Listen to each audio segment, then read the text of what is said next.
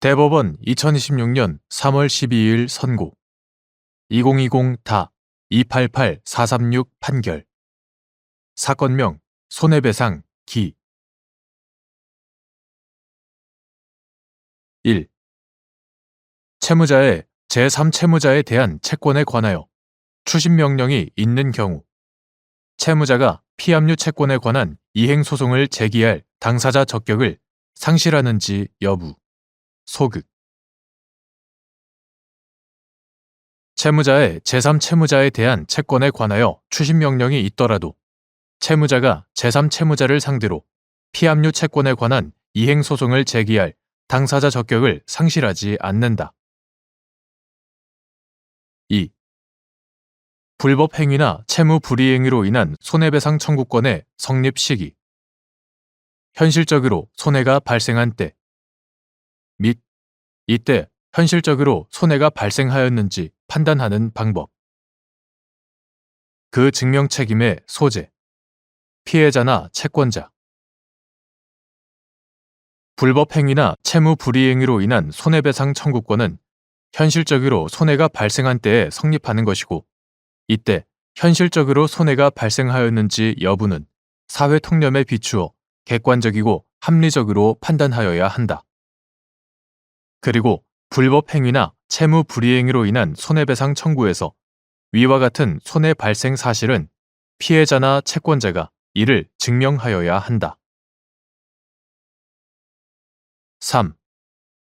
갑 주식회사가 을 주식회사에 크레인 부선을 임대하면서 그 반환 장소를 군산항으로 정한 선박 임대차 계약을 체결하였는데 을 회사의 공사 수행 과정에서 위 부선이 훼손되어 경제적 수리 불능 상태에 이르자 갑 회사가 을 회사를 상대로 손해배상을 구하면서 위 부선이 있던 인천항에서 군산항까지의 예인비를 손해배상의 범위에 포함한 사안에서 위와 같은 예인비가 손해의 범위에 포함되는지를 판단하기 위해서는 위 부선이 경제적 수리 불능이 된 경우에도 그 잔존물이 군산항까지 예인되어야 하는 등의 특별한 사정이 있는지 및 갑 회사의 그 손해가 현실적, 확정적으로 발생하였는지를 심리하였어야 하는데도 그러한 심리 없이 예인비를 손해배상의 범위에 포함된다고 본 원심 판단에 법리 오해 등의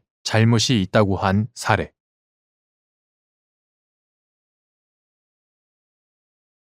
대법원 2026년 3월 12일 선고 2023-255-130 판결 사건명 손해배상 기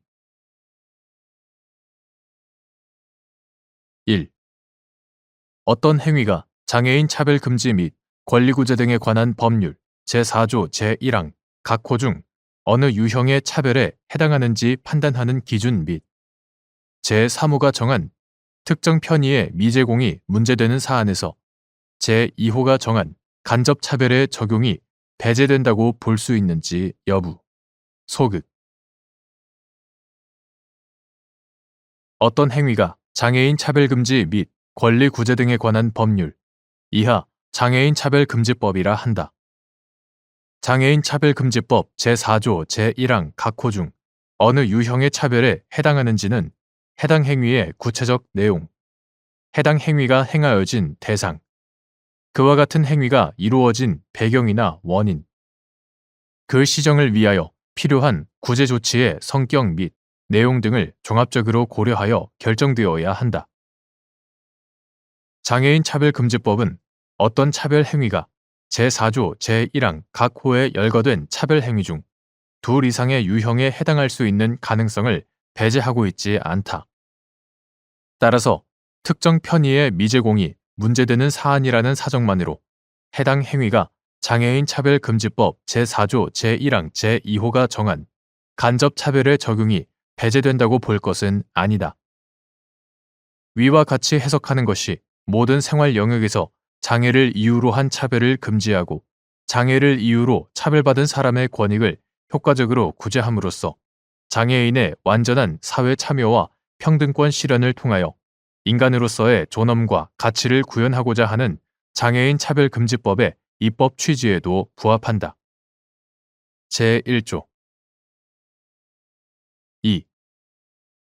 시각장애와 관련하여 장애인 차별 금지 및 권리 구제 등에 관한 법률 제21조 제1항, 같은 법 시행령 제14조 제2항 제1호에서 정한 누구든지 신체적, 기술적 여건과 관계없이 웹사이트를 통하여 원하는 서비스를 이용할 수 있도록 접근성이 보장되는 웹사이트에 해당하기 위해서는 시각장애인이 화면 낭독기를 활용할 수 있도록 텍스트 아닌 콘텐츠에 대하여 그 의미나 용도를 인식할 수 있는 대체 텍스트가 제공되어야 하는지 여부, 적극.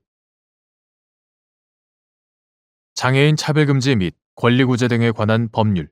이하 장애인 차별금지법이라 한다.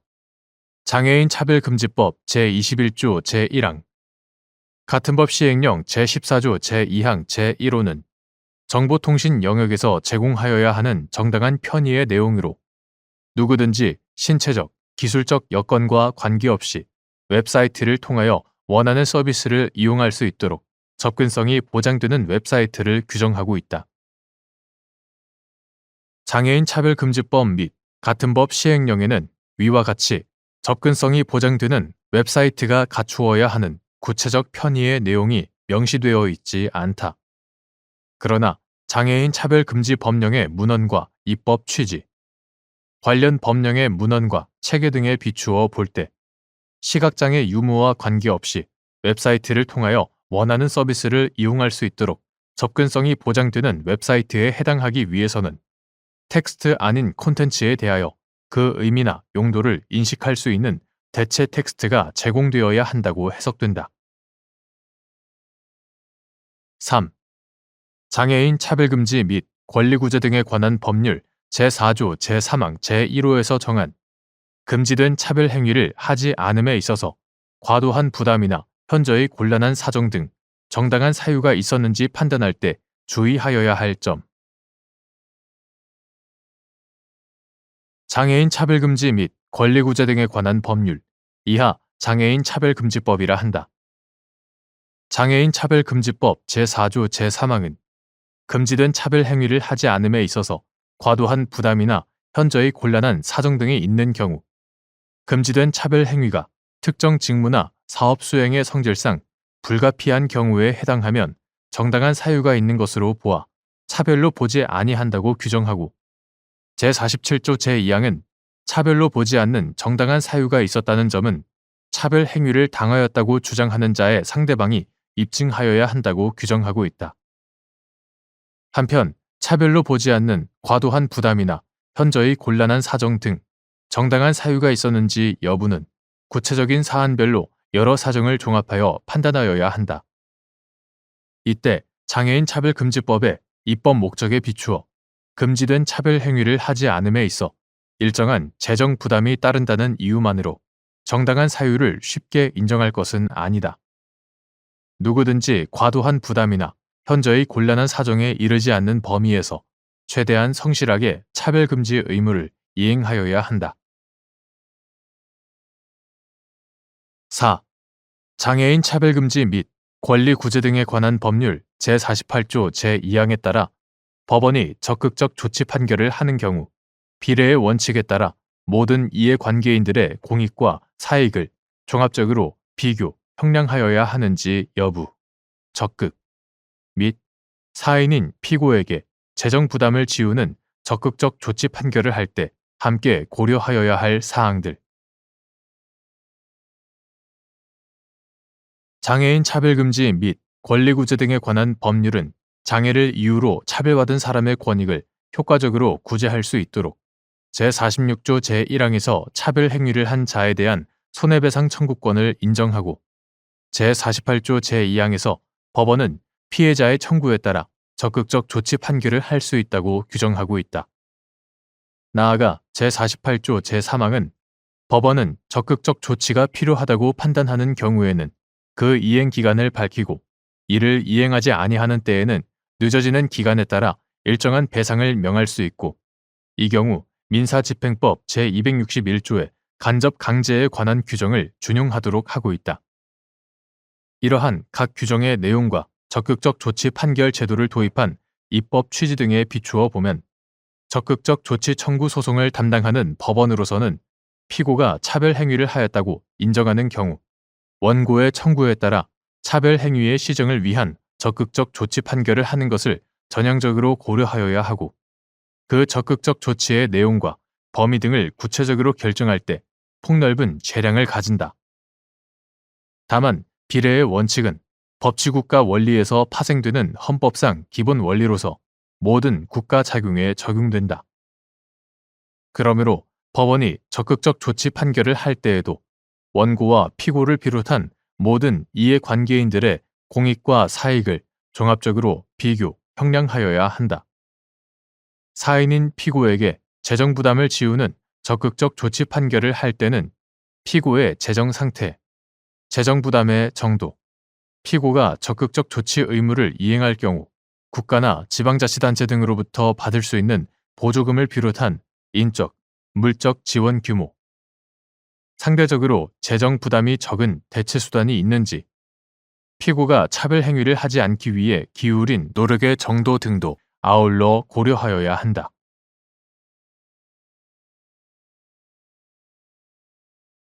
대법원 2026년 3월 12일 선고 2024-297-254 판결 사건명 운송료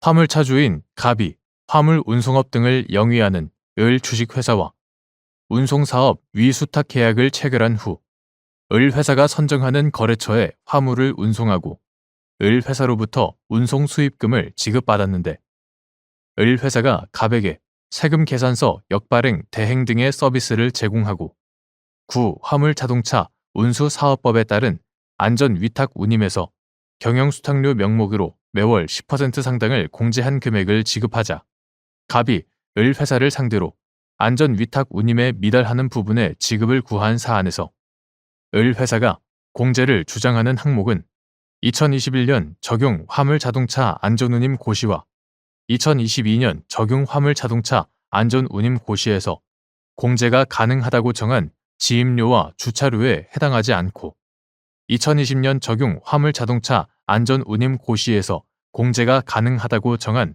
영업용 번호판 이용료, 지임료 및 이와 유사한 성질을 가진 비용이라고 볼 수도 없으므로 갑과 을 회사 사이에 공제에 관한 합의가 있었다고 하더라도 을 회사가 갑에게 지급하여야 할 최소한의 운임인 안전위탁 운임에서 이를 공제할 수 없다고 한 사례.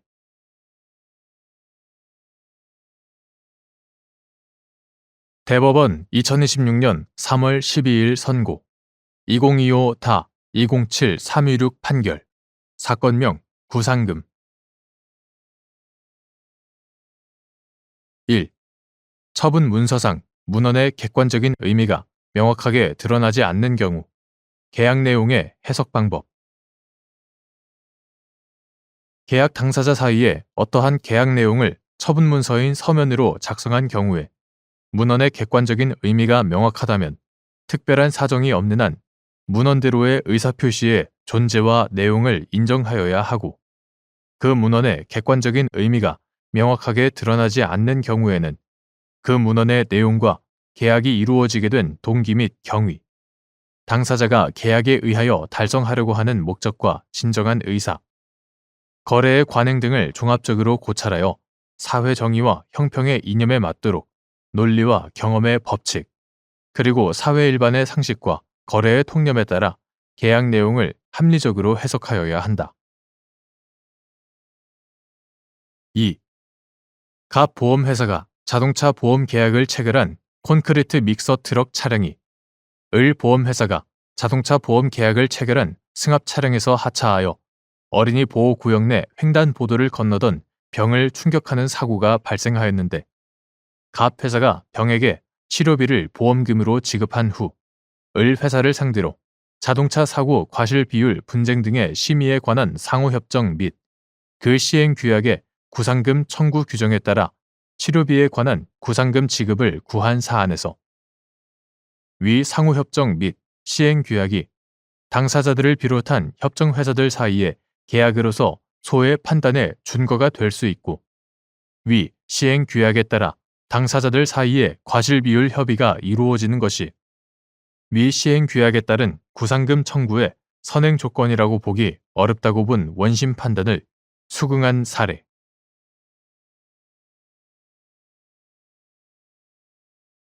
대법원 2026년 3월 12일 선고 2025-214-123 판결 사건명 임금 근로자의 재직 중 지급되는 중간 정산 퇴직금에 대한 지연 손해금을 계산할 때 근로기준법 제37조 제1항 근로기준법 시행령 제17조에서 정한 이율이 적용되는지 여부 소극 근로기준법 2024년 10월 22일 법률 제205-205호로 개정되기 전의 것 이하 같다.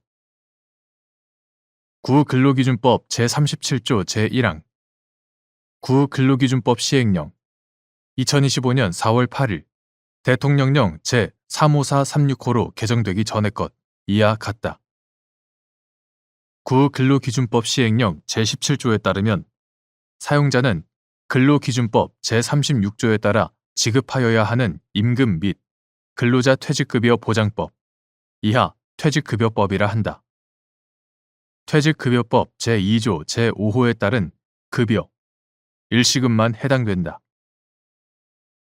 급여의 전부 또는 일부를 그 지급 사유가 발생한 날부터 14일 이내에 지급하지 아니한 경우 그 다음 날부터 지급하는 날까지의 지연 일수에 대하여 연 20%의 비율에 의한 지연 이자를 지급하여야 함이 원칙이다.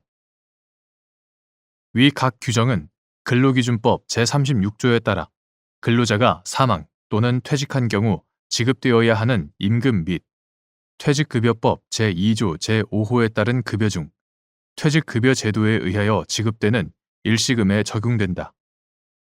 그런데 퇴직급여 제도는 기본적으로 근로기준법 제36조와 같이 퇴직하는 근로자에게 급여를 지급하기 위한 제도인 점. 근로기준법 제34조 퇴직급여법 제4조 제1항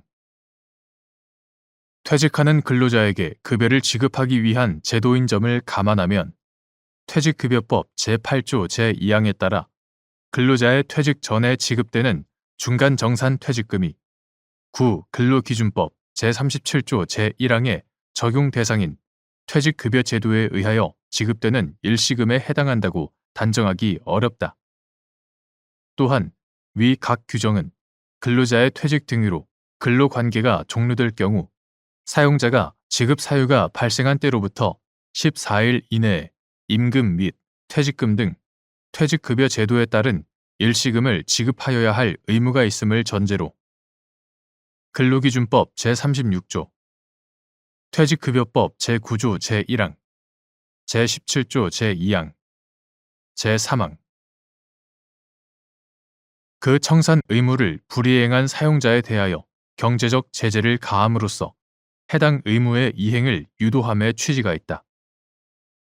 그런데 퇴직급여법은 중간정산 퇴직금에 대하여는 퇴직금 등과 달리 14일 이내에 청산 의무에 관한 규정을 두지 않았고 근로기준법 제37조 제1항이 중간정산 퇴직금에 대하여 그와 같은 청산 의무를 새로이 창설하는 취지의 규정이라고 볼 수도 없다. 중간정산 퇴직금은 주택 구입 등 일정한 사유가 있는 경우에 하나여 근로자와 사용자의 중간정산 합의에 따라 지급되는데 그 지연 지급을 사유로 경제적 제재를 가한다면 사용자가 근로자의 중간정산 요구를 승낙할 요인을 약화시켜 퇴직금 중간정산 제도의 실효성을 저해할 우려도 있다.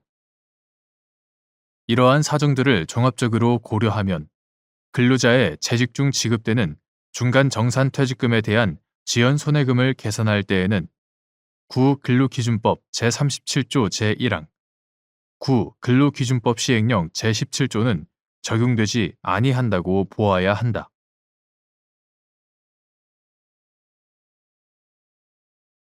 대법원 2026년 3월 12일 선고 2025-217-707 판결 사건명 소유권 이전 등기 말소 등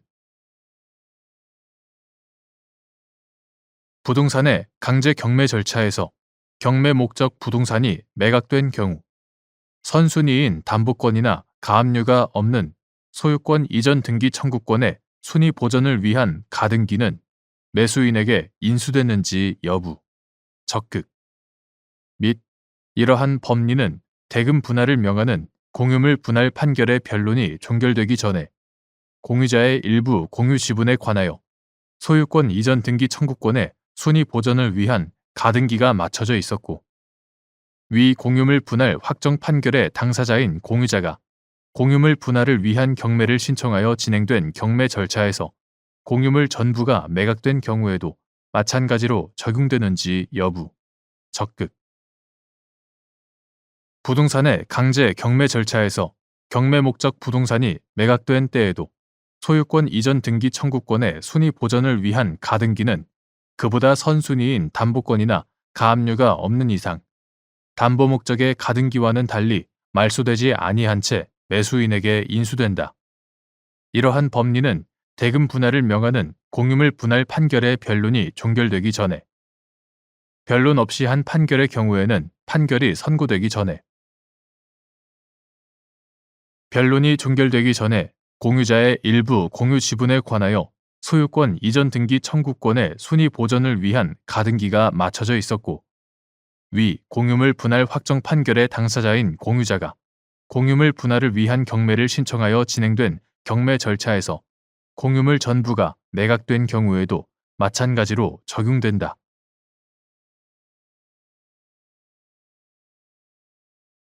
대법원 2026년 3월 12일 선고 2025다 217883 판결 사건명 부당 이득금 1.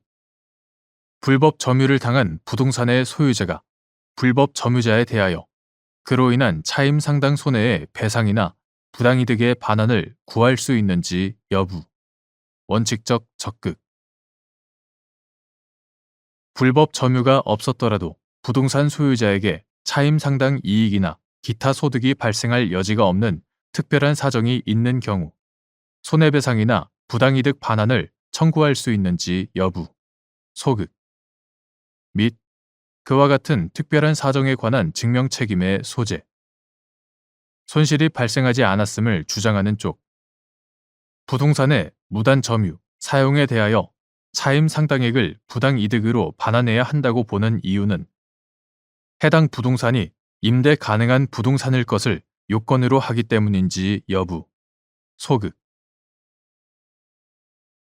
불법 점유를 당한 부동산의 소유자로서는 불법 점유자에 대하여 그로 인한 차임 상당 손해의 배상이나 부당 이득의 반환을 구할 수 있고 다만 불법 점유가 없었더라도 부동산 소유자에게 차임 상당 이익이나 기타 소득이 발생할 여지가 없는 특별한 사정이 있는 때에는 손해배상이나 부당이득 반환을 청구할 수 없는 것이지만 그와 같은 특별한 사정에 관하여는 손실이 발생하지 않았음을 주장하는 쪽에서 증명할 책임을 진다. 한편 부동산의 무단 점유, 사용에 대하여 차임 상당액을 부당이득으로 반환해야 한다고 보는 이유는 해당 부동산의 점유, 사용으로 인한 이익을 객관적으로 평가할 때 그 부동산 사용에 관한 권리가 당사자 간의 합의로 설정된다고 가정하였을 경우 약정되었을 대가로 산정하는 것이 합리적이기 때문이지 해당 부동산이 임대 가능한 부동산일 것을 요건으로 하기 때문이 아니며 차임 상당액은 부동산의 무단 점유, 사용으로 얻은 부당 이득을 금전적으로 평가하는 데 필요한 기준일 뿐이다. 2. 전부 승소한 판결에 대하여 판결 이후에 불만이 있다는 이유로 제기한 상고에 상고의 이익이 있는지 여부, 소극. 상소는 자기에게 불이익한 재판에 대하여 자기에게 유리하도록 그 취소, 변경을 구하는 것이므로 전부 승소한 원심 판결에 대한 상고는 상고를 제기할 이익이 없어 허용될 수 없고 이 경우 비록 판결 이후에 불만이 있더라도 역시 상고의 이익이 없다. 3. 민사소송법 제202조의 2의 규정 취지 불법 행위로 인하여 현실적으로 손해가 발생하였으나 구체적인 손해의 액수를 증명하는 것이 매우 어려운 경우, 법원이 취하여야 할 조치 및 그 후에도 구체적인 손해액을 알 수 없어 민사소송법 제202조의 이에 따라 상당하다고 인정하는 금액을 손해배상 액수로 정하는 경우에도 불법 행위와 손해 사이에 상당 인과관계가 있어야 하는지 여부. 적극. 민사소송법 제202조의 2는 손해가 발생한 사실은 인정되나 구체적인 손해의 액수를 증명하는 것이 사안의 성질상 매우 어려운 경우에 법원은 변론 전체의 취지와 증거조사의 결과에 의하여 인정되는 모든 사정을 종합하여 상당하다고 인정되는 금액을 손해배상 액수로 정할 수 있다라고 규정하고 있다. 이는 자유심증주의 하에서 손해의 발생 사실은 증명되었으나 사안의 성질상 손해액에 대한 증명이 곤란한 경우 증명의 정도를 경감함으로써 손해의 공평, 타당한 분담을 지도 원리로 하는 손해배상 제도의 이상과 기능을 실현하는 데 그 취지가 있는 것이지. 법관에게 손해액의 산정에 관한 자유 재량을 부여한 것은 아니다. 불법 행위로 인하여 현실적으로 손해가 발생하였으나 구체적인 손해의 액수를 증명하는 것이 매우 어려운 경우, 법원은 적극적으로 성명권을 행사하는 등 증명을 촉구하여 간접 사실들의 탐색에 최선의 노력을 다하는 방식으로 구체적인 손해액에 관하여 심리하여야 하고, 그 후에도 구체적인 손해액을 알 수 없다면 손해액 산정의 근거가 되는 간접 사실을 합리적으로 평가하여 민사소송법 제202조의 이에 따라 상당하다고 인정하는 금액을 손해배상 액수로 정할 수 있다. 그러나 이 경우에도 불법 행위와 손해 사이에는 상당 인과관계가 있어야 한다. 4. 갑 주택재개발정비사업조합이 정비사업구역 내 을이 소유한 건물 및 토지에 관한 수용 재결에 따라 을을 피공탁자로 하여 손실보상금 등을 공탁하고 위 부동산에 관하여 소유권 이전 등기를 마쳤는데 그 후에도 을이 건물 인도를 지체하자 을을 상대로 부동산 불법 점유를 이유로 한 차임 상당의 손해배상과 정비사업 지연을 이유로 한 추가 금융비용 상당의 손해배상을 구한 사안에서 차임 상당 손해배상 청구의 경우 갑조합이 건물을 임대하지 않고 정비사업을 진행하려고 하였다는 사정만으로 갑조합의 차임 상당 이익이나 기타 소득이 발생할 여지가 없어 손해배상을 구할 수 없는 특별한 사정이 있다고 보기 어렵고, 추가 금융비용 상당 손해배상 청구의 경우 갑조합이 주장하는 금융비용 상당의 손해와 을의 불법 행위 사이에 상당 인과관계가 있다고 단정하기 어려운데도 이에 대해 충분히 심리하지 않은 채 갑조합의 차임 상당 손해배상 청구를 부정하고 추가 금융비용 상당 손해배상 청구를 긍정한 원심 판결에 법리 오해 등의 잘못이 있다고 한 사례.